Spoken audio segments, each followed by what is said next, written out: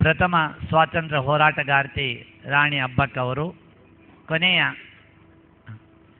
ಸ್ವಾತಂತ್ರ್ಯ ಹೋರಾಟಗಾರರಾದಂಥ ಯಲ್ಲಪ್ಪ ಅವರು, ಇವರೆಲ್ಲ ಉಳ್ಳಾಲದವರು. ಇವತ್ತು ಉಳ್ಳಾಲ ಮಂಗಳೂರು ಶಾಸಕರಾದಂಥ UT ಖಾದರ್ ಇದ್ದಾರೆ.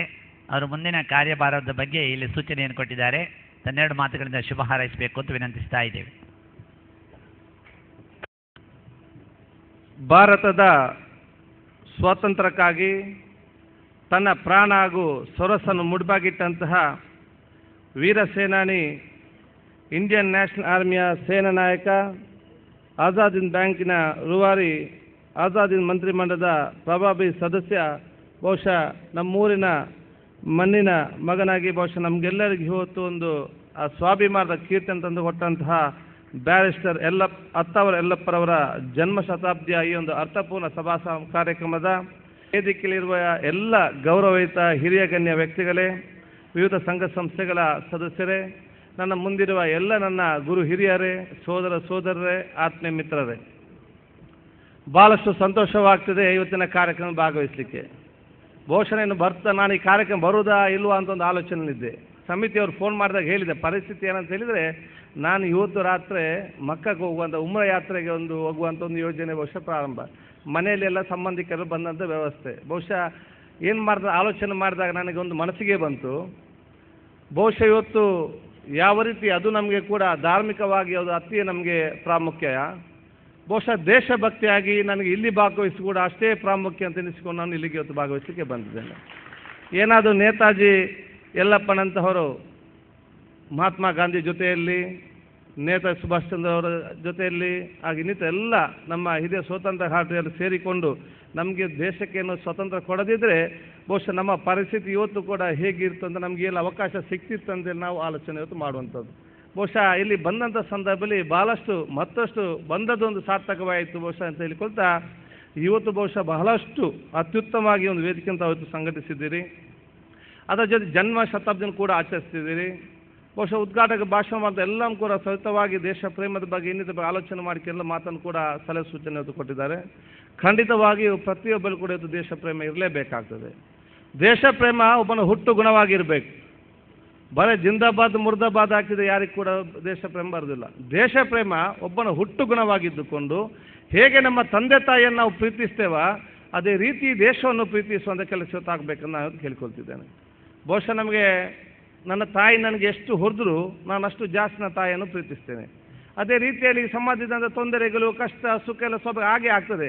ಆದರೆ ನಮ್ಮ ದೇಶವನ್ನು ಮಾತ್ರ ನಾವು ಜಾಸ್ತಿ ಪ್ರೀತಿಸುವಂಥ ಒಂದು ಅವಕಾಶ ನಾವು ಪ್ರತಿಯೊಬ್ಬರು ಕಲ್ಪಿಸಬೇಕು. ಆ ಒಂದು ಬಹುಶಃ ಕನಸನ್ನು ನೇತಾಜಿ ಯಲ್ಲಪ್ಪ ಮತ್ತು ಎಲ್ಲರೂ ಯಾರೆಲ್ಲ ನಮಗೆ ಸ್ವತಂತ್ರಕ್ಕೆ ಹೋರಾಟ ಮಾಡಿ ಅವರ ಪ್ರಾಣವನ್ನು ತೆತ್ತು ತ್ಯಾಗ ತಾಳ್ಮೆಯನ್ನು ಮಾಡಿಕೊಂಡು ಬಹುಶಃ ಈ ಸ್ವತಂತ್ರ ತೆಗೆದುಕೊಟ್ಟಿದ್ದಾರೆ. ಬಹುಶಃ ಇದೊಂದು ಅವರ ಕನಸಾಗಿತ್ತು ಅಂತ ನಾವು ಯುವಜನಾಂಗ ಇತ್ತು ಅರ್ಥ ಕೊಡ ಮೂಲಕ ವ್ಯವಸ್ಥೆ ಆಗಬೇಕಂತ ಕೇಳಿಕೊಳ್ತಿದ್ದೀನಿ. ಭಾರತ ದೇಶದ ಯುವಕರನ್ನು ಯಾವ ರೀತಿ ದೇಶಕ್ಕಾಗಿ ಉಪಯೋಗಿಸಬೇಕೆಂಬ ಕಾರ್ಯಸೂಚಿಯನ್ನು ಬಹುಶಃ ನಾವು ತಯಾರು ಮಾಡಲು ನಾವು ಇನ್ನೂ ಕೂಡ ವಿಫಲವಾಗಿದೆ ಅಂತ ಬಹುಶಃ ನನಗೆ ಅನಿಸ್ತದೆ. ಭಾರತ ದೇಶಕ್ಕೆ 60% ಇರುವಂಥ ಯುವಕ ಶಕ್ತಿ ಏನಿದೆಯಾ ಬಹುಶಃ ಅವರನ್ನು ಬಹುಶಃ ಭಾರತವನ್ನು ಬಲಿಷ್ಠಗೊಳಿಸಲಿಕ್ಕೆ ಏನು ನಿಮ್ಮ ಕಾರ್ಯಸೂಚಿ, ಯಾವ ರೀತಿಯಿಂದ ಹೋಗಬೇಕೆಂಬ ದಿಕ್ಸೂಚಿ ತೋರಿಸಲಿಕ್ಕೆ ಬಹುಶಃ ನಾವು ಇನ್ನೂ ಕೂಡ ತಯಾರಾಗೋದು ಬಹುಶಃ ಬರೋದು ದೊಡ್ಡ ದುರಂತ ಅಂತ ನನಗೆ ಎನಿಸುವಂಥದ್ದು.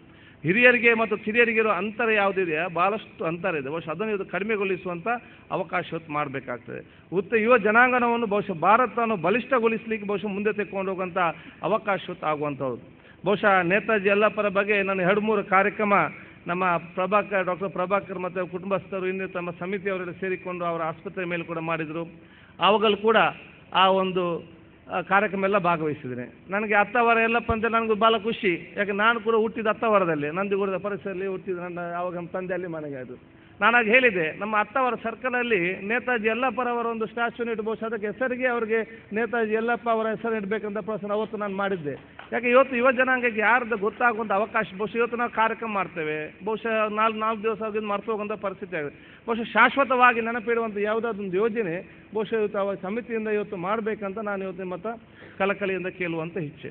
ಅದಕ್ಕೆ ಬಹುಶಃ ಅವರ ತ್ಯಾಗ ತಾಳ್ಮೆ ಹೋರಾಟ ಮೂಲಕ ಎಲ್ಲರ ಆ ಒಂದು ಪ್ರೀತಿ ವಿಶ್ವಾಸ ಕಲಿಸುವಂಥ ಮೂಲಕ ಬಹುಶಃ ಇವತ್ತು ಒಂದು ಉನ್ನತ ಸ್ಥಾನಕ್ಕೆ ನಾವೆಲ್ಲ ಇವತ್ತು ಸ್ವತಂತ್ರ ಆಗಿದ್ದೇವೆ. ನಮ್ಮ ಜವಾಬ್ದಾರಿ ಏನಂತ ಹೇಳಿದರೆ ಅವರು ಎಷ್ಟೊಂದು ಒಗ್ಗಟ್ಟು ಪ್ರೀತಿ ವಿಶ್ವಾಸದಿಂದ ಬ್ರಿಟಿಷರದ್ದು ಹೋರಾಟಗೊಂಡು ಬಹುಶಃ ಭಾರತವನ್ನು ಮುಕ್ತಗೊಳಿಸಿ ನಮಗೊಂದು ಸ್ವರ್ಣಾವಕಾಶ ಮಾಡಿಕೊಟ್ಟಿದ್ದಾರೆ. ನಾವು ಕೂಡ ಎಲ್ಲ ಜಾತಿ ಎಲ್ಲ ಮತ್ತು ಎಲ್ಲ ವರ್ಗದ ಅಷ್ಟೇ ಪ್ರೀತಿ ವಿಶ್ವಾಸ ಒಗ್ಗಟ್ಟಾಗಿದ್ದುಕೊಂಡು ಬಹುಶಃ ನಾವು ಮುಂದೆ ಹೋಗುವಂಥ ಅವಕಾಶ ಇವತ್ತು ಆಗಬೇಕಂತ ಹೇಳಿ ಬಹುಶಃ ಸೌಹಾರ್ದತೆಗೆ ನಾವು ಭಾಳಷ್ಟು ಮಹತ್ವ ಕೊಡುವಂಥ ಅಗತ್ಯ ಇದೆ ನಾನು ಹೇಳಲಿಕ್ಕೆ ಇಚ್ಛಿಸ್ತೇನೆ. ಹೇಗೆ ನಮಗೆ ಜೀವಿಸಲಿಕ್ಕೆ ಗಾಳಿ ಅತಿ ಅಗತ್ಯ ಇದೆಯಾ, ಅದೇ ರೀತಿ ದೇಶ ಜೀವಿಸಲಿಕ್ಕೆ ಕೂಡ ಸೌಹಾರ್ದ ಅತಿ ಅಗತ್ಯ. ನಾವೇನಾದರೂ ಸೇವಿಸುವಂಥ ಗಾಳಿ ಒಂದು ನಿಮಿಷ ನಿಂತು ಹೋದರೆ ನಾವು ಯಾರು ಕೂಡ ಬದುಕಲಿಕ್ಕೆ ಸಾಧ್ಯ ಇಲ್ಲ. ಅದೇ ರೀತಿ ದೇಶದಲ್ಲಿ ಸೌಹಾರ್ದತೆ ಏನಾದರೂ ನಶಿಸಿ ಹೋದರೆ ದೇಶ ಕೂಡ ಬದುಕಲಿಕ್ಕೆ ಸಾಧ್ಯವಿಲ್ಲ ಅಂತೇಳಿ ನಾವಿವತ್ತು ಪ್ರತಿಯೊಬ್ಬರು ಅರ್ಥ ಮಾಡೋದು ಪರಿಸ್ಥಿತಿ ಬರಬೇಕಾಗ್ತದೆ. ಆದ ಕಾರಣ ಬಹುಶಃ ಇಂಥ ಒಂದು ಯೋಜನೆ ಬಹುಶಃ ಯುವ ಜನಾಂಗದ ಮೂಲಕ ನಾವು ಮುಂದೆ ತೆಕ್ಕೊಂಡು ಹೋಗುವಂಥ ಜವಾಬ್ದಾರಿಯನ್ನು ಬಹುಶಃ ಇವತ್ತು ಹಮ್ಮಿಕೊಳ್ಬೇಕು. ಸಮಾಜದಲ್ಲಿ ಇದ್ದಂಥ ಬೇರೆ ಬೇರೆ ಸಮಸ್ಯೆಗಳು ಇದ್ದೇ ಇರ್ತದೆ. ನಾನು ಯಾವಾಗಲೊಂದು ಪ್ರಶ್ನೆಯನ್ನು ಕೇಳ್ತಾ ಇರ್ತೇನೆ, ಭಾರತ ದೇಶದ ಸಂಸ್ಕೃತಿ ಯಾವ ಆಧಾರದ ಮೇಲೆ ನಿಂತಿದೆ ಅಂತೇಳಿ. ಭಾರತ ದೇಶದ ಸಂಸ್ಕೃತಿ ಯಾವ ಆಧಾರದ ಮೇಲೆ ನಿಂತಿದೆ ಅಂತ ನಾನು ಯುವ ಜನಾಂಗ ನಾನು ಹೋದ ಕಡೆ ಕೇಳ್ತಾ ಇರ್ತೇನೆ. ಮತ್ತೊಂದು ಮಾತನ್ನು ಅವರು ಕೂಡ ಹೇಳ್ತಾ ಇದ್ದೇನೆ, ಭಾರತ ದೇಶದ ಸಂಸ್ಕೃತಿ ಅದು ರಾಮಾಯಣ ಮತ್ತು ಮಹಾಭಾರತ ಸಂಸ್ಕೃತಿಯ ಮೇಲೆ ನಿಂತಿದೆ ಅಂತ ಮಾತನ್ನು ಇವತ್ತು ಹೇಳ್ತಾ ಇದ್ದೇನೆ. ಬಹುಶಃ ರಾಮಾಯಣ ಮತ್ತು ಮಹಾಭಾರತದಲ್ಲಿ ಅದು ಧರ್ಮಗಳ ಮಧ್ಯೆ ಎಲ್ಲಿಯೂ ಕೂಡ ಗಲಾಟೆ ಆಗಲಿಲ್ಲ. ಅದು ಸಣ್ಣ ಜಾತಿ ಮೇಲ್ಜಾತಿಯ ಮಧ್ಯೆ ಎಲ್ಲಿಯೂ ಕೂಡ ಗಲಾಟೆ ಆಗಲಿಲ್ಲ. ರಾಮಾಯಣ ಮತ್ತು ಮಹಾಭಾರತ ಸಂಸ್ಕೃತಿ ತಗೊಂಡಾಗ ಅಲ್ಲಿ ಧರ್ಮ ಮತ್ತು ಅಧರ್ಮ, ಸತ್ಯ ಮತ್ತು ಅಸತ್ಯ, ನ್ಯಾಯ ಮತ್ತು ಅನ್ಯಾಯಪರವಾಗಿ ಇವತ್ತು ನಿಂತಹ ಸಂಸ್ಕೃತಿ ಅಲ್ಲದೆ ಧರ್ಮ ನಿಂತಂತ ಇಲ್ಲ. ಬಹುಶಃ ನಾವು ಇವತ್ತು ಸಮಾಜದಲ್ಲಿ ಇವತ್ತು ಆಗಬೇಕಾಗ್ತದೆ. ಯಾವುದು ಸತ್ಯ ಇದೆ, ಯಾವುದು ಅಸತ್ಯ ಇದೆ, ಅದರ ಪರವಾಗಿ ನಾವು ಸತ್ಯದ ಪರವಾಗಿ ನಿಲ್ಲುವಂಥ ಅವಕಾಶ, ಎಲ್ಲ ಜಾತಿ ಬಿಟ್ಟು ಸತ್ಯದ ಪರವಾಗಿ ನಿಲ್ಲುವಂಥ ಅವಕಾಶ ಆಗಬೇಕು. ಯಾವುದು ಬಹುಶಃ ನ್ಯಾಯ ಇದೆ, ಅನ್ಯಾಯ ಇದೆ, ಅನ್ಯಾಯ ದೂರ ಮಾಡಿ ನ್ಯಾಯವನ್ನು ನಿಲ್ಲಿಸಿಕೊಳ್ಳುವಂಥ ಒಂದು ಸಂಸ್ಕೃತಿಯನ್ನು, ಪ್ರಕ್ರಿಯೆಯನ್ನು ನಿರ್ಮಾಣ ಮಾಡುವಂಥ ಜವಾಬ್ದಾರಿ ಪ್ರತಿಯೊಬ್ಬರ ಜವಾಬ್ದಾರಿ ವಹಿಸಿಕೊಳ್ಳುವಂಥ ಅವಕಾಶ ಇವತ್ತು ಆಗಬೇಕಂತ ಇವತ್ತು ಕೆಲವೊಂದು ಬಹುಶಃ ಅದು ಆದಾಗ ಭಾರತ ದೇಶ ವಿಶ್ವದಲ್ಲೇ 1ನೇ ಸ್ಥಾನಕ್ಕೆ ಬರುವಂತಾಗ್ತದೆ. ಈಗಲೂ ಕೂಡ ಭಾರತದಲ್ಲಿ ಕಮ್ಮಿ ಇಲ್ಲ. ಬಹುಶಃ ನಮಗೆ ನಾನು ಅಬ್ದುಲ್ ಕಲಾಂ ಅವರ ಮೇಲೊಂದು ಬಂದಂಥ ಎಲ್ಲರಿಗೂ ಅವರು ಬೇರೆ ಬೇರೆ ಮುಖಾಂತರ ಮೇಲ್ ಟ್ರಾನ್ಸ್ಫರ್ ಇದು ಬರ್ತಾ ಇರ್ತದೆ. ಅದರಲ್ಲಿ ಇದು ಯಾಕಾಗಿ ನಾವು ಇಷ್ಟೊಂದು ನೆಗೆಟಿವ್ ಆಗಿ ನಾವು ಆಲೋಚನೆ ಮಾಡ್ತೇವೆ ಅಂತೇಳಿ. ಭಾರತ ದೇಶ ಬೇರೆ ಬೇರೆ ಸೈಂಟಿಸ್ಟಲ್ಲಿ, ಎಗ್ರಿಕಲ್ಚರಲ್ಲಿ, ಎಜುಕೇಷನ್ನಲ್ಲಿ ನಾವು ಇಷ್ಟಿಷ್ಟು ಸ್ಥಾನಕ್ಕಿದ್ದೇವೆ.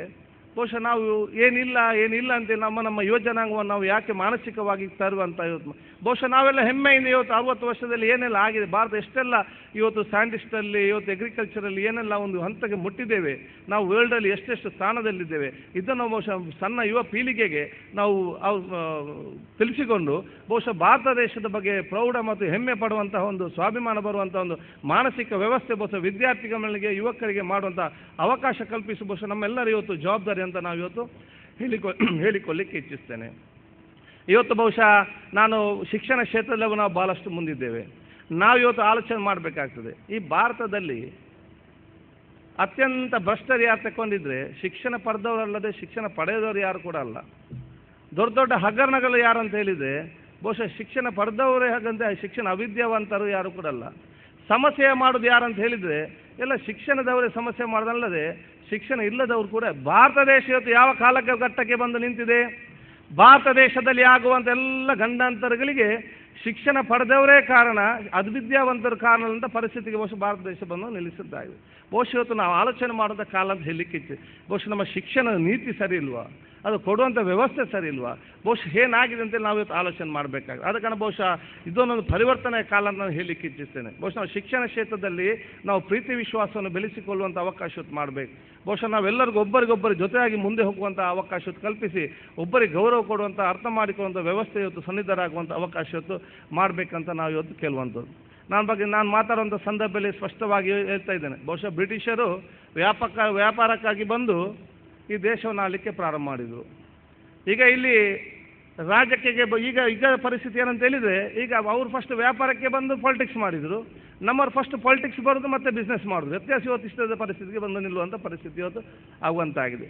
ಆದ ಕಾರಣ ಬಹುಶಃ ಇವತ್ತು ಬದಲಾವಣೆ ಯಾಕೆ ಆಗಬೇಕಂತ ನಾನು ಹೇಳುವ ಇಚ್ಛೆಯನ್ನು ಇವತ್ತು ಏನಂತ ಹೇಳಿದರೆ, ನಾವು ಭಾಳಷ್ಟು ಆಲೋಚನೆ ಮಾಡಿಕೊಂಡು ಬಹುಶಃ ಮುಂದೆ ಹೋಗುವಂಥ ಅವಕಾಶವನ್ನು ಕಲಿಬೇಕು. ನಾವು ಮಾಡುವ ಪ್ರತಿಯೊಂದು ಮಾತು, ನಾವು ಮಾಡುವ ಪ್ರತಿಯೊಂದು ಕೆಲಸ ಅದು ದೇಶಕ್ಕೆ ಪೂರಕವಾಗಿರಬೇಕು ಹೊರತು ದೇಶಕ್ಕೆ ಮತ್ತು ಸಮಾಜಕ್ಕೆ ತೊಂದರೆ ಉಂಟು ಮಾಡುವಂಥ ಯಾವುದೇ ಒಂದು ಘಟನೆ ಬಹುಶಃ ಯಾರಿಂದಲೂ ಕೂಡ ಆಗಬಾರ್ದು. ಈ ದೇಶ ಬಲಿಷ್ಠ ಆಗಬೇಕಾದ್ರೆ ಸಂಸದರು ಪಾರ್ಲಿಮೆಂಟಲ್ಲಿ ಕೂತ್ಕೊಂಡವರು ಬಲಿಷ್ಠ ಆದರೆ ಸಾಕಾಗೋದಿಲ್ಲ, ನಾನು ಶಾಸಕನಾಗಿ ವಿಧಾನಸಭೆಯಲ್ಲಿ ಕೂತ್ಕೊಂಡವರು ಬಲಿಷ್ಠ ಆದರೆ ಸಾಕಾಗೋದಿಲ್ಲ, ಅಥವಾ AC ರೂಮಲ್ಲಿ ಕೂತ್ಕೊಳ್ಳುವ IAS ಅಧಿಕಾರಿಗೂ ಬಲಿಷ್ಠ ಆದರೆ ಸಾಕಾಗೋದಿಲ್ಲ, ಅಥವಾ AC ರೂಮಲ್ಲಿ ಕೂತ್ಕೊಳ್ಳುವಂತಹ ನಮ್ಮ ಬಿಸ್ನೆಸ್ ಮ್ಯಾನ್ ಬಂದು ಬಲಿಷ್ಠರಾದರೆ ಸಾಕಾಗೋದು, ಶ್ರೀಮಂತರು ಬಲಿಷ್ಠರಾದರೆ ಸಾಕಾಗೋದು. ಈ ದೇಶ ಬಲಿಷ್ಠವಾಗಬೇಕಾದ್ರೆ ಈ ದೇಶದ ಪ್ರತಿಯೊಬ್ಬ ಯುವಕನು ಕೂಡ ಉತ್ತಮವಾದ ವ್ಯಕ್ತಿತ್ವ ಮೂಲಕ ಅವನು ಬಲಿಷ್ಠವಾಗಿ ಬಂದಾಗ ಮಾತ್ರ ಇವತ್ತು ದೇಶ ಬಲಿಷ್ಠವಾಗಲಿಕ್ಕೆ ಸಾಧ್ಯವಿದೆ ಅಂತೇಳಿ ನಾವು ಬಹುಶಃ ಒಂದು ಯುವಕರಿಗೆ ಇವತ್ತು ನಾವು ಕೊಡುವಂಥ ಅವಕಾಶ ಇವತ್ತು ಮಾಡುವಂಥ ಕೆಲಸ ಇವತ್ತಾಗಬೇಕು. ದೇಶದ ಭವಿಷ್ಯ ಯುವಕರಿಗಾಗಿ ಯುವಕರ ಕೈಯಲ್ಲಿದೆ ಅಂತ ಬಹುಶಃ ಯುವಕರಿಗೆ ಇವತ್ತು ಹೇಳಿದ್ದಾರೆ. ಬಹುಶಃ ಯುವಕರ ಸಂಖ್ಯೆ ಇವತ್ತು ಕಡಿಮೆ ಇದೆ. ಕ್ರಿಕೆಟ್ಗೆ ಅಥವಾ ಫಿಲ್ಮ್ ಆ್ಯಕ್ಟರ್ ಬಂದರೆ ಬಹುಶಃ ಇಲ್ಲಿ ಜಾಗ ಇರಲಿಕ್ಕೆ ಒಂದು ಪರಿಸ್ಥಿತಿ, ನಾವೆಲ್ಲ ಹೊರಗಿರಬೇಕಿದ್ದು, ಗೇಟ್ನ ಹೊರಗಿರುವಂಥ ಪರಿಸ್ಥಿತಿ ಇದು. ಸತ್ಯವಾಗಿ ಯಾಕೆ ನಾವು ಮನೋಭಾವನೆ ಇವತ್ತು ಬದಲಾವಣೆ ಮಾಡೋಂಥ ಕಡಿಮೆ ಆಗಿದೆ ಅಂತ ಹೇಳಿಕ್ಕಿದೆ. ಆ ಮನೋಭಾವನೆ ಬದಲಾವಣೆ ಇವತ್ತು ಮಾಡಬೇಕಾಗಿದೆ. ಬಹುಶಃ ಬ್ರಿಟಿಷರು ಹಾಲಿರ್ಬೋದು, ಎಣ್ಣೆ ಆಗಿರ್ಬೋದು, ಆದರೆ ಅವರು ಆಳಿದಂಥ ಸಂದರ್ಭದಲ್ಲಿ ಕೆಲವು ಒಳ್ಳೆಯ ಕೆಲಸ ಕೂಡ ಆಗಿದೆ ಅಂತೇಳಿ ನಾವು ಹೇಳುವಂಥ ಅವಕಾಶ ಇವತ್ತು ಮಾಡಬೇಕು. ಭಾರತ ದೇಶದ ವಿಶ್ವದಲ್ಲಿ ಅತ್ಯುತ್ತಮ ರೈಲ್ವೆ ಸಿಸ್ಟಮ್ ಹೊಂದಿದ್ರೆ ಬಹುಶಃ ಅವರು ಹಾಕಿದಂಥ ಫೌಂಡೇಶನ್ ಅಂತ ನಾನು ನಮ್ಮ ಮಕ್ಕಳಿಗೆಲ್ಲ ಹೇಳ್ತಾ ಇರ್ತೇನೆ. ಬಹುಶಃ ಗುರುಪುರ ಬ್ರಿಡ್ಜಿಗೆ ಹೋದಾಗ ನಾನು ಹೇಳಿದೆ, ಈ ಬ್ರಿಡ್ಜ್ ಬ್ರಿಟಿಷರ ಕಾಲದಲ್ಲಿ ಕಟ್ಟಿದವರ ಬ್ರಿಡ್ಜ್. ಅವರು ಇದ್ದರೂ ಕೂಡ ಟ್ರಾನ್ಸ್ಪೋರ್ಟೇಷನ್ ಮತ್ತು ಕಮ್ಯುನಿಕೇಷನ್ಗೆ ಬೇಕಾದಂಥ ವ್ಯವಸ್ಥೆ ಮಾಡಿ, ಎಜುಕೇಷನ್ಗೆ ಬೇಕಾದಂಥ ವ್ಯವಸ್ಥೆ ಮಾಡಿದ್ದಾರೆ. ಭಾರತದ ಎಜುಕೇಷನ್ ಸಿಸ್ಟಮ್ ವಿಶ್ವದಲ್ಲಿ ಬೇರೆ ಬೇರೆ ದೇಶದಿಂದ ಬರ್ತಾರೆ. ಯಾಕೆ? ಬ್ರಿಟಿಷರು ಕೊಟ್ಟಂಥ ಕೊಡುಗೆ ಅಂತ ನಾನು ಇವತ್ತು ಹೇಳಿಕ್ಕೆ ಇಚ್ಛಿಸ್ತೇನೆ. ದೇಶದಲ್ಲಿರುವಂಥ ಡಾಕ್ಟರ್ಗಳು, ಇಂಜಿನಿಯರ್, ಆಸ್ಪತ್ರೆ ಬಹುಶಃ ಇವತ್ತು ನಾವು ಬೇರೆ ದೇಶದವರು ಬಹುಶಃ ಇಲ್ಲಿ ಟ್ರೀಟ್ಮೆಂಟ್ ಬರಲಿಕ್ಕೆ ಪಡೆದಿದ್ದಾರೆ. ಯಾಕೆ? ಇವತ್ತು ವೆಲ್ಲಾಕ್ ಇರಲಿ, ಲೇಡಿ ಘೋಷ ನಮ್ಮ ಜಿಲ್ಲೆ ಇದೆ, ಫಾದಮೂಲ ಬಹುಶಃ ಅವರ ಕಾಲದಲ್ಲಿ ಕೊಟ್ಟಂಥ ಬಹುಶಃ ಎಲ್ಲರೂ ನಾವು ಪ್ರೀತಿ ವಿಶ್ವಾಸದಿಂದ, ದ್ವೇಷ ಯಾವುದಕ್ಕೂ ಕೂಡ ಪ್ರಯೋಜನ ಬರೋದಿಲ್ಲ. ಏನಾಗಿದೆ ಅದು ಆಗಿ ಹೋಯ್ತು, ಮುಗಿಯಿತು. ಇಂಥದ್ದನ್ನು ಮತ್ತೆ ಮತ್ತೆ ನೆನಪಿಸಿಕೊಂಡು ನಾವು ಸಮಾಜದಲ್ಲಿ ದ್ವೇಷ ಹುಟ್ಟಿಸಿ ನಾವು ಭಾರತ ದೇಶವನ್ನು ಕೆಳಗೆ ತಪ್ಪಿ ಹೊರತು ಭಾರತ ದೇಶದ ಮೇಲೆ ಯಾರಿಂದಲೂ ತರಲಿಕ್ಕೆ ಸಾಧ್ಯ ಇಲ್ಲ. ಆದಾಗ ಬಹುಶಃ ಒಳ್ಳೆಯದಂಥ ಒಂದು ಪ್ರೀತಿ ವಿಶ್ವಾಸ ಬೆಳೆಸುವಂಥ ಅವಕಾಶವನ್ನು ಬಹುಶಃ ನಾವೆಲ್ಲರೂ ತರುವಂಥ ಒಂದು ಜವಾಬ್ದಾರಿ ನಮಗೆ ಪ್ರತಿಯೊಬ್ಬರಿಗೆ ಇರುವಂಥ ಸಂದರ್ಭದಲ್ಲಿ ಇಂಥ ಒಂದು ಕಾರ್ಯಕ್ರಮ ಬಹುಶಃ ಈ ಒಂದು ಜನ್ಮ ಶತಾಬ್ದಿಯ ಆ ಕಾರ್ಯಕ್ರಮ ಮೂಲಕ ಬಹುಶಃ ಸಮಾಜಕ್ಕೆ ಇವತ್ತು ಪೂರಕವಾಗಿ ಬರುವಂಥ ಇವತ್ತು ಅವಕಾಶ ಇವತ್ತು ಆಗಲಿ ಅಂತ ನಾನು ಕೇಳಿಕೊಳ್ತಾ, ಬಹುಶಃ ನಾವೆಲ್ಲರೂ ಕೂಡ ನಮ್ಮ ದೇಶಕ್ಕಾಗಿ ಎಷ್ಟು ನಮಗೆ ತ್ಯಾಗ ಮಾಡಲಿಕ್ಕೆ ಸಾಧ್ಯ ಇದೆಯಾ ಅಷ್ಟು ತ್ಯಾಗ ಮಾಡುವಂತಹ ಒಂದು ವ್ಯಕ್ತಿತ್ವವನ್ನು ಬೆಳೆಸಿಕೊಳ್ಬೇಕು ಅಂತ ಅವಕಾಶ ಆಗಬೇಕು. ಬಹುಶಃ ತ್ಯಾಗ ಮಾಡಿದಂಥ ತಾವೆಲ್ಲರೂ ಇವತ್ತು ಗುರುತಿಸಿಕೊಂಡು ಬಹುಶಃ ಅತ್ಯುತ್ತಮವಾದ ಕಾರ್ಯಕ್ರಮ ಮಾಡಿಕೊಂಡಿದ್ದೀವಿ. ಆ ತ್ಯಾಗ ಮಾಡಿದವರು ಇವತ್ತು ಯಾವ ಒಂದು ಪರಿಸ್ಥಿತಿ ಇದೆ ಅಂತ ಹೇಳಿದರೆ, ಇವತ್ತು ಅವರಿಗೆ ಒಂದು ಅರ್ಧ ಎಕರೆ ಜಾಗ ಕೊಡಬೇಕಾದ್ರೆ ಅವರ ಪರಿಸ್ಥಿತಿ ಬರೋ ಚಿಂತಾಜನಕ ಪರಿಸ್ಥಿತಿ. ಬಹುಶಃ ಇವತ್ತು ಅದರಲ್ಲಿ ಹಲವಾರು ಜನರಿಗೆ ಆದ ಕಾರಣ ಬಹುಶಃ ನಾವು ಇಲ್ಲಿಂದಲೇ ಒತ್ತಾಯ ಮಾಡುವಂಥದ್ದು, ಇಂಥ ಯಾರೆಲ್ಲ ದೇಶಕ್ಕಾಗಿ ತ್ಯಾಗ ಮಾಡಿದಾರ ಅವರ ಸಮಸ್ಯೆ ಏನು, ಅವರಿಗೆ ಸಿಕ್ಕುವಂಥ ಒಂದು ಜಾಗ, ಅವರ ಕುಟುಂಬಸ್ಥರಿಗೆ ಸಿಕ್ಕುವಂಥ ಕೆಲವು ಜಾಗ ಕೂಡ ನಮ್ಗೆ ಇನ್ನೂ ಕೂಡ ಅವ್ರು ಕೊಡಲಿಕ್ಕಾಗಲಿ. ಬಹುಶಃ ಅಂಥದ್ದೆಲ್ಲ ಅವನು ಆದಷ್ಟು ಬೇಗನೆ ಸರ್ಕಾರ ಇವತ್ತು ಸರಿಪಡಿಸಿ ಬಹುಶಃ ಅವರಿಗೆ ಒಂದು ನೆಮ್ಮದಿಯ ಜೀವನ ಬದುಕುವಂಥ ಅವಕಾಶ ಮಾಡಿಕೊಡ್ಲಿಕ್ಕೆ ಬಹುಶಃ ನಾವು ಇಲ್ಲಿಂದಲೇ ಸರ್ಕಾರಕ್ಕೆ ಒಂದು ಕೂಡ ನಮ್ಮ ಒಂದು ಒತ್ತಾಯಪೂರ್ವಕ ಮನವಿಯನ್ನು ಕೂಡ ಮಾಡುವಂತ ಹೇಳಿಕೊಳ್ತಾ, ಬಹುಶಃ ಇವತ್ತಿನ ಕಾರ್ಯಕ್ರಮ ಅಧ್ಯಕ್ಷರಿಗೂ ಉದ್ಘಾಟಕರಿಗೂ ಎಲ್ಲ ಗಣ್ಯ ಅತಿಥಿಗಳಿಗೂ ನನ್ನ ವಿಶೇಷವಾದ ಇದನ್ನು ಸಂಘಟಿಸಿದಂಥ ನಮ್ಮ ಜನ್ಮ ಶತಾಬ್ದಿಯ ಸಮಿತಿಯ ಸರ್ವ ಸದಸ್ಯರಿಗೂ ನಿಮ್ಮ ಈ ನೇತ ಯಲ್ಲಪ್ಪರ ಅವರ ಹೆಸರಿನಲ್ಲಿ ನೀವು ಯಾವುದೇ ಕಾರ್ಯಕ್ರಮ ಅಥವಾ ಏನಾದರೂ ಶಾಶ್ವತವಾದ ಕಾರ್ಯಕ್ರಮ ನಮ್ಮ ಕ್ಷೇತ್ರ ವ್ಯಾಪ್ತಿಯಲ್ಲಿ ಮಾಡೋದಿದ್ರೆ ಅದಕ್ಕಾಗಿ ನನ್ನಿಂದ ಒಬ್ಬ ಪ್ರತಿನಿಧಿಯಾಗಿ ನನ್ನಿಂದ ಏನು ಸಹಕಾರ ಬೇಕು ಆ ಸಹಕಾರ ಕೊಡಲಿಕ್ಕೆ ನಾನು ಯಾವಾಗಲೂ ಕೂಡ ನಿಮ್ಮೊಬ್ಬ ಕಾರ್ಯಕರ್ತನಾಗಿ ನಿಮ್ಮ ಜೊತೆ ಇವತ್ತು ನಾನು ತಯಾರಿದ್ದೇನೆ ಅಂತ ನಾನು ಇವತ್ತು ನಿಮಗೆ ಹೇಳಿಕೊಳ್ತಾ, ಬಹುಶಃ ನನಗೆ ರಾತ್ರಿ ಮತ್ತೆ ಆ ಕಡೆ ಹೋಗುವ ಕಾರಣ ತಾವೆಲ್ಲರೂ ನಮಗೆ ಆಶೀರ್ವಾದ ಮಾಡಿ ಸಹಕಾರ ನಮ್ಮ ಪ್ರಯಾಣಕ್ಕೆ ಸುಖವಾಗಿರಲಿ ಮತ್ತು ಸುಖವಾಗಿ ಹಿಂದೆ ಬರುವಂಥ ಒಂದು ಅವಕಾಶ ಮಾಡಿಕೊಡ್ಬೇಕಂತ ಕೇಳಿಕೊಂಡು ಮತ್ತೆ ನಿಮಗೆಲ್ಲರೂ ನನ್ನ ಕೃತಜ್ಞತೆ ಸಲ್ಲಿಸಿ ನನ್ನೆರಡು ಮಾತು ಮುಗಿಸ್ತೀನಿ. ಜೈ ಹಿಂದ್, ಜೈ ಕರ್ನಾಟಕ. ಮಾನ್ಯ ಶಾಸಕರಾದ ಯು ಟಿ ಖಾದರ್ ಅವರಿಗೆ ಧನ್ಯವಾದಗಳು. ನಮ್ಮ ಈ ಒಂದು ಸಮಾರಂಭದಲ್ಲಿ ಮುಖ್ಯ ಅತಿಥಿಗಳಾಗಿ ಭಾಗವಹಿಸಬೇಕಾಗಿದ್ದಂಥ ಸುಧೀರ್ ಶೆಟ್ಟಿ ಕಣ್ಣೂರು ಸದಸ್ಯರು ಮಂಗಳೂರು ಮಹಾನಗರ ಪಾಲಿಕೆ ಈಗ ಆಗಮಿಸಿದ್ದಾರೆ. ಅವರು ದಯಮಾಡಿ ವೇದಿಕೆಗೆ ಆಗಮಿಸಬೇಕಾಗಿ ನಾವು ವಿನಂತಿಸಿಕೊಳ್ತಾ ಇದ್ದೇವೆ. ಅವರಿಗೆ ನಾರಾಯಣ್ ಕಣ್ಣೂರು ಶಾಲು ಹೊದಿಸಿ ಸ್ಮರಣಿಕೆ ನೀಡಿ ಗೌರವಿಸಬೇಕಾಗಿ ಕೇಳಿಕೊಳ್ತೇವೆ. ಶಾ ನವಾಜ್ ಖಾನ್ ಅವರ ಮೊಮ್ಮಗ ಆದಿಲ್ ಶಾ ನವಾಜ್ ನಮ್ಮೊಂದಿಗಿದ್ದಾರೆ. ಅವರನ್ನು ಇದೀಗ ಗೌರವಿಸುವಂಥ ಕೆಲಸ ನಾವು ಮಾಡ್ತಾ ಇದ್ದೇವೆ. ಪ್ರಸಾದ್ ಕಣ್ಣೂರು ಅವರು ಈ ಕೆಲಸವನ್ನು ಮಾಡಬೇಕಾಗಿ ಕೇಳಿಕೊಳ್ತೇವೆ. ಪ್ರಸಾದ್ ಕಣ್ಣೂರು ಅವರು ದೇಶಕ್ಕೋಸ್ಕರ ಈ ಒಂದು ಕುಟುಂಬ ಬಹಳಷ್ಟು ತ್ಯಾಗ ಮಾಡಿದ ಕುಟುಂಬ.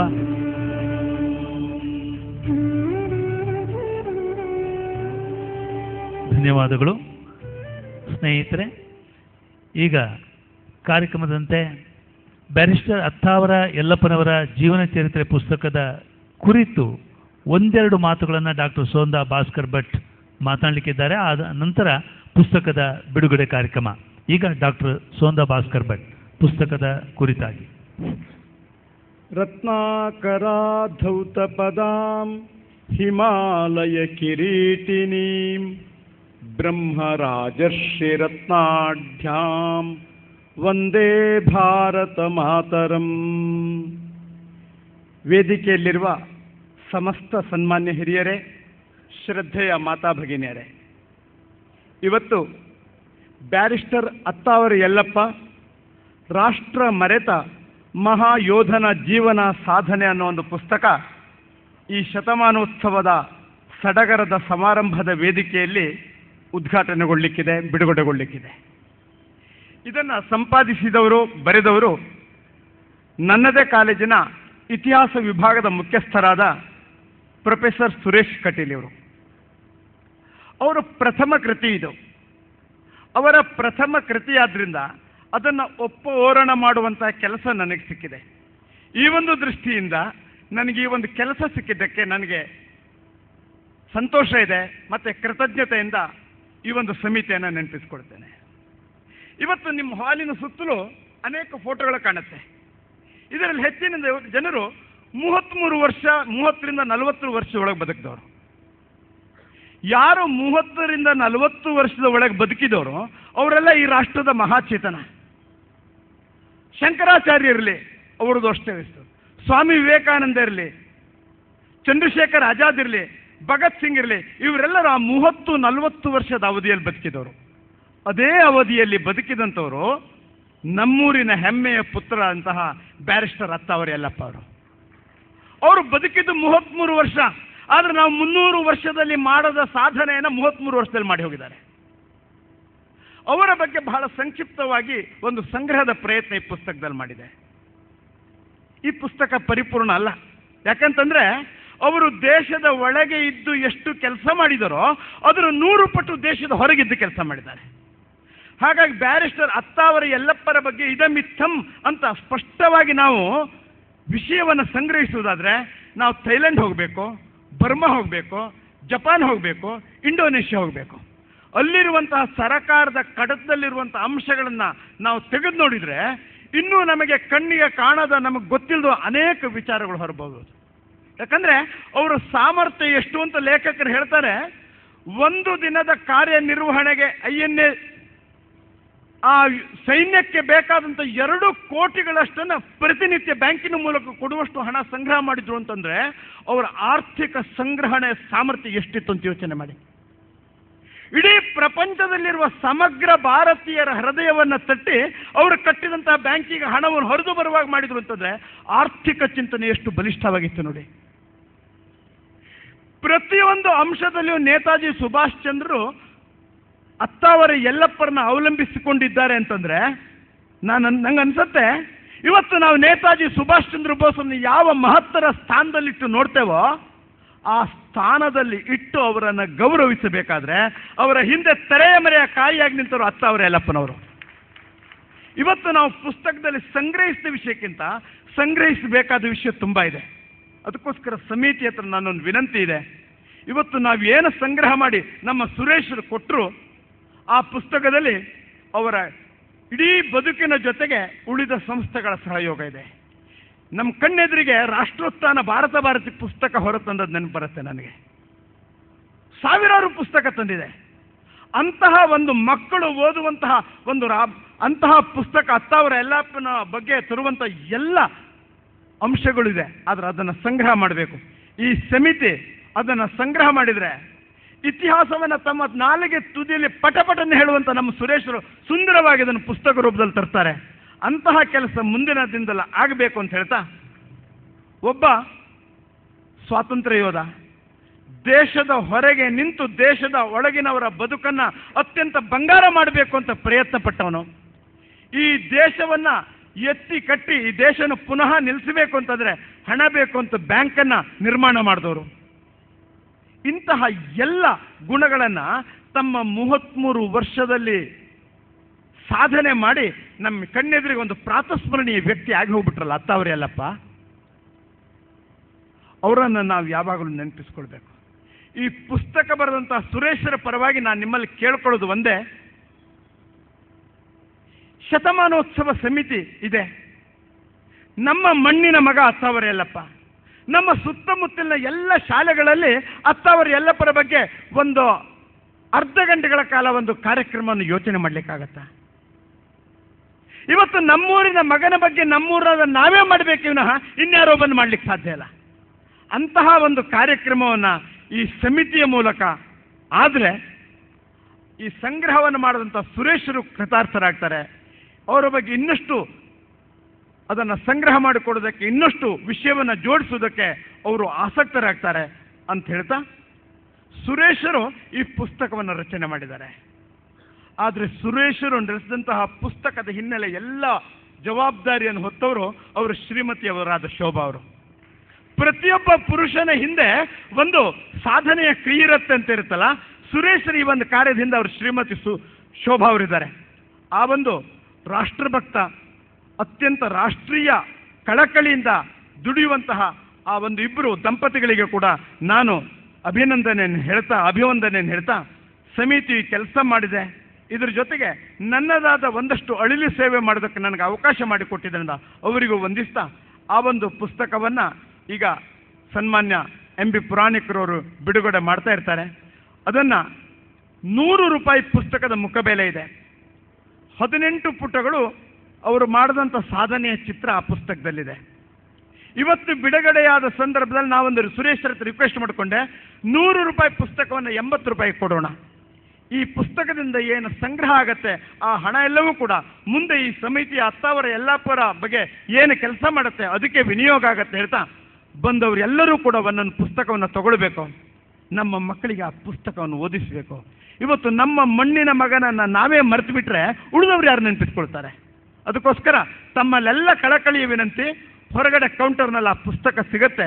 ಉದ್ಘಾಟನೆ ಆದ ನಂತರ, ಬಿಡುಗಡೆ ಆದ ನಂತರ ದಯವಿಟ್ಟು ಎಲ್ಲರೂ ತಗೊಂಡು ನಾವು ಮೊದಲು ಓದಬೇಕು. ನಮ್ಮ ಮಕ್ಕಳಿಗೆ ಅತ್ತವರ ಯಲ್ಲಪ್ಪರನ್ನ ತಿಳಿಸ್ಕೊಡ್ಬೇಕು. ಹಾಗೆ ಮಾಡಿದರೆ ಶತಮಾನೋತ್ಸವ ಸಮಿತಿ